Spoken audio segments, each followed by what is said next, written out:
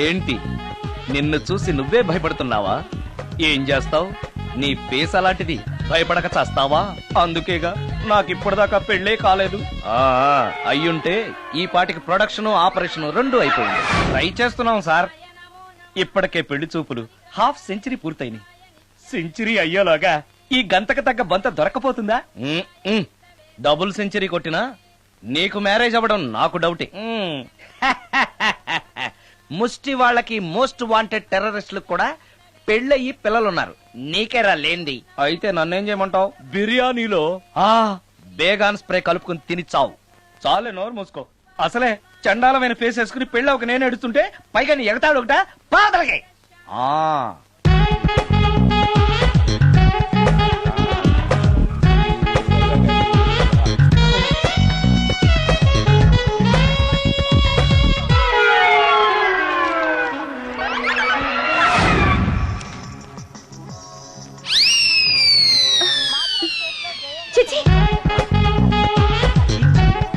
నా మొహం అంత అసహ్యంగా ఉందా?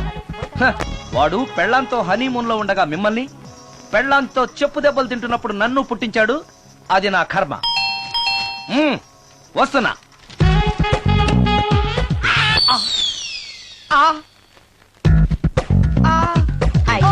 ఏటి బడిసే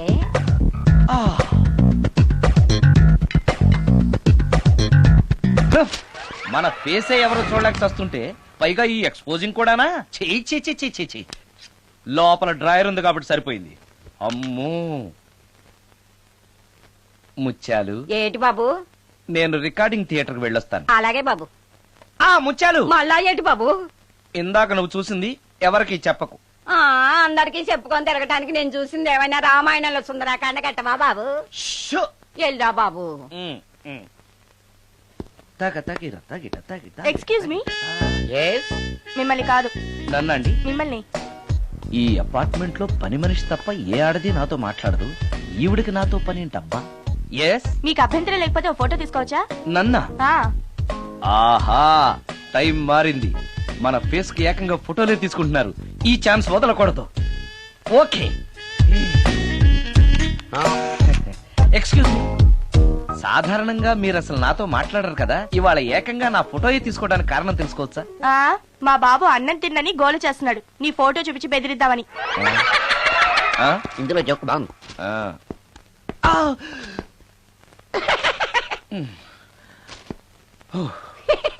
20% ఇవ్వడానికి వస్తున్నారు ఏదో. ఏమండి, వచ్చే వారం తిరుపతిలో బ్రహ్మోత్సవాలు జరుగుతున్నాయి. అయితే వెళదామండి. 3 రోజులు టైం వేస్ట్, 2000 డబ్బు బొక్క. ఏదో టీవీ ముందు కూర్చున్నాం అనుకో, లైవ్ ప్రోగ్రామ్ ఇస్తారు. ఫ్యాన్ కింద కూర్చొని పల్లీలు తింటూ చూడొచ్చు.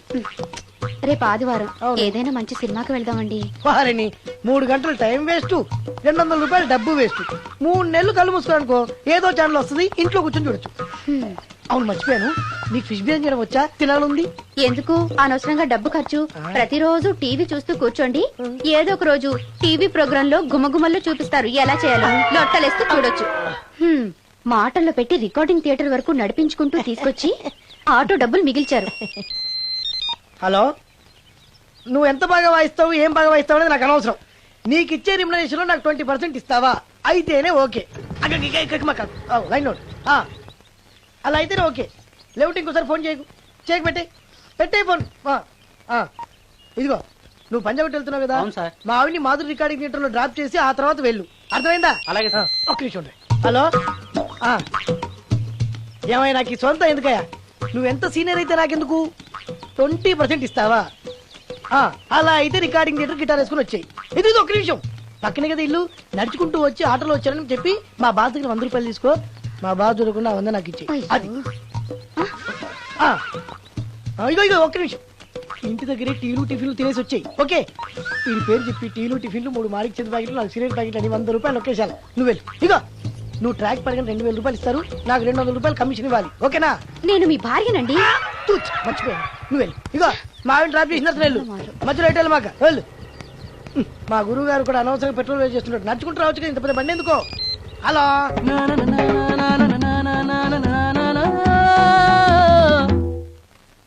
ఏమయ్యా, నువ్వు ఇన్స్ట్రుమెంట్ ప్లే చేస్తున్నావా, దుమ్ము దులుపుతున్నావా? సారీ సార్, కొంచెం స్లోగా. Okay please. Sir, good morning sir. ఏంటయ్యా అందరూ వచ్చేసారా? అందరూ వచ్చారు సార్, ఆ. ఒక్క ప్రసాద్ గారు రాలేదండి. అదేంటి వాడు నిన్నే వస్తానని చెప్పాడు కదా. వాడికి పెళ్లి సెటిల్ అయింది సార్, రావడానికి ఇంకా 2 రోజులు పడుతుందని ఫోన్ చేశాడు. వీణ వాయించేవాడికి డప్పు కొట్టేవాడికి కూడా పెళ్లిళ్ళు అవుతున్నాయి. మ్యూజిక్ డైరెక్టర్ నాకు మాత్రం అదృష్టం లేదు. జింగిల్ మొత్తం వీణ మీద ఆధారపడింది, వాడు లేకపోతే ఎలారా? వాడు లేడనే సువర్ణ అనే వీణ పేరుని తీసుకొచ్చాను సార్. ఆ అమ్మాయి బాగా ప్లే చేస్తుందా? బ్రహ్మాండం, తీగ లెంపెద్ది. ఇలా చెప్పే మొన్నెవడో మృదంగం వాడిని తీసుకొచ్చావు, వాడిని ఆది తాళం వాయించరా అంటే చౌ మేళం వాయించాడు, చెవులో చిల్లులు పడిపోయాయి. తీసుకొచ్చాను కదా, మీరే టెస్ట్ చేయండి. ఒక్క నిమిషం రండమ్మా. నా కమిషన్ మీద మర్చిపోద్దమ్ము. ఈయనే మ్యూజిక్ డైరెక్టర్ సుందరం గారు. నమస్కారం అండి. నమస్తే.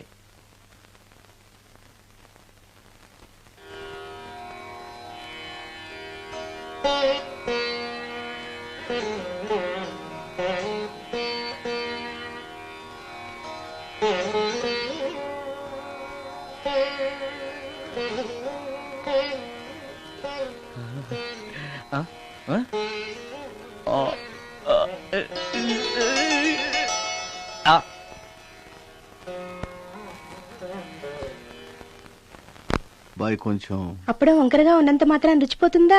అబ్బాయి డబ్బు బాగా సంపాదిస్తున్నాడు, డబ్బుంటే అన్నీ ఓకే. మీ తమ్ముడు మాకు బాగా నచ్చాడండి. నేను మీకు నచ్చాను, మీ అమ్మాయి మా అందరికీ నచ్చింది కాబట్టి. చెప్పు బాబు. అది అది ఏంట్రా? మీ అమ్మాయితో నేను మాట్లాడాను. ఈ రోజుల్లో ఇవన్నీ మామూలుగా బాబు, తీసుకెళ్లి మాట్లాడు. ఏమడుగుతావురా? మ్యూజిక్ వాయించడమేనా లేకపోతే స్టెప్స్ కూడా వేయటం వచ్చా అని అడుగుతావా? బల్లిగుడ్లతో ఆమ్లెట్ వేయడం వచ్చా అని అడుగుతా. కింద పడలేదు. మా రోజుల్లో ఇలాంటి పద్ధతులు ఏమీ ఉండేవి కాదు. పెళ్ళవక ముందే పక్కకు తీసుకెళ్లి మాట్లాడడానికి ఏముంటాయని. ఏముంటాయండి, మామూలుగా పెళ్లి చూపుల్లో అమ్మాయిని వంట బార్పు వచ్చా అని మనం అడుగుతాం. కానీ ఈ రోజుల్లో నీకు వంట చేయడం వచ్చా, బట్టలు ఉతకడం వచ్చా, అంట్లు తోవడం వచ్చా అని అమ్మాయిని అబ్బాయి అడగడానికి పక్కకు తీసుకెళ్లి ఉంటాడు, అంతే తేడా.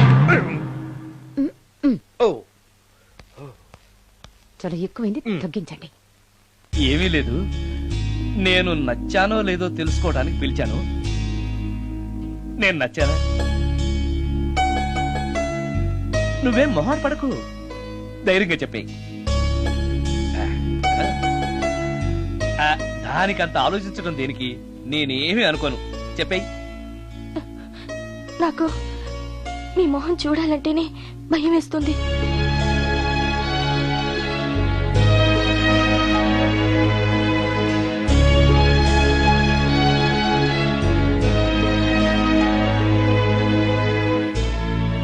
పనిలో పని ముహూర్తాలు కూడా పెట్టేస్తే మనం పెళ్లి ఏర్పాట్లు చేసుకోవచ్చండి. అలాగే అక్క, ఏనానా ఈ పెళ్లి జరగదు.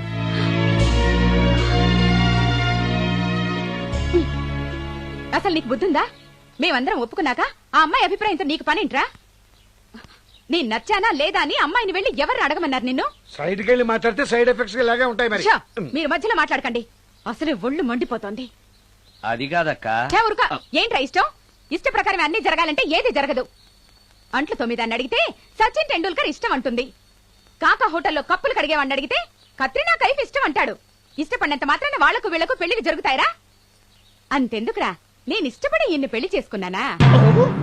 ఏదో గవర్నమెంట్ ఉద్యోగస్తుడు, శాలరీ నచ్చకపోయినా వచ్చే శాలరీతో కూటికి గుడ్డకి ఏ లోటు ఉండదని చేసుకున్నాను. ఆ పర్సనాలిటీ చూడు, ఇన్షర్ట్ చేస్తే బియ్యం బస్తాని మధ్యలో తాడేసి కట్టేసినట్టుంటుంది. నవ్వితే నాగుపం బుసగొట్టినట్టుంటుంది. మాట్లాడితే గ్రైండర్ లో రాళ్లేసి తిప్పినట్టు గలగలగలమని ఒకటే మోత. ఇవన్నీ ఎందుకురా?